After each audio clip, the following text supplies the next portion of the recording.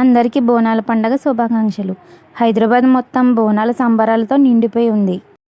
ఈరోజు అయితే సికింద్రాబాద్ ఉజ్జయిని మహాకాళి అమ్మవారి బోనాలు. నెక్స్ట్ వీక్ మా దగ్గర జరుగుతాయి. అప్పుడు అంతమంది జనాలతో పిల్లలతో వెళ్ళడం అంటే కొంచెం కష్టమే కదా. అందుకే ఈరోజు మేము దర్శనానికి వెళ్ళిపోతున్నాం. ఇక్కడ బోనాలు నెక్స్ట్ వీక్ అయినా సరే భక్తుల రద్దీతో ఈరోజు కూడా ఎల్లమ్మ తల్లి గుడి అయితే కళకళలాడిపోతుంది. నెక్స్ట్ వీక్ అయితే అమ్మవారి దర్శనం ఇంత సులువుగా జరగడం కొంచెం కష్టమే. మేము అమ్మవారికి నైవేద్యం చెల్లించేసి ఆశీర్వాదం అయితే తీసేసుకున్నాం. భక్తులందరూ బోనాలతో పాటు కోళ్ళని మేకలను కూడా తీసుకొచ్చి అమ్మవారికి సమర్పించారు. ఇక్కడ బోనాలు అయితే అంగరంగ వైభవంగా జరుగుతాయి.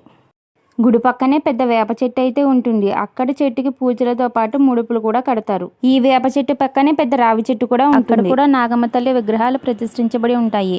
ప్రతి సంవత్సరం నాగుల చవితి రోజు ఇక్కడ కూడా వచ్చి అందరూ పాలు పోస్తారు. ఈ ఎల్లమ్మ తల్లి గుడి అయితే కొత్తగా నిర్మించబడి ఉంది. అదేవిధంగా చాలా పెద్దగా కూడా ఉంటుంది.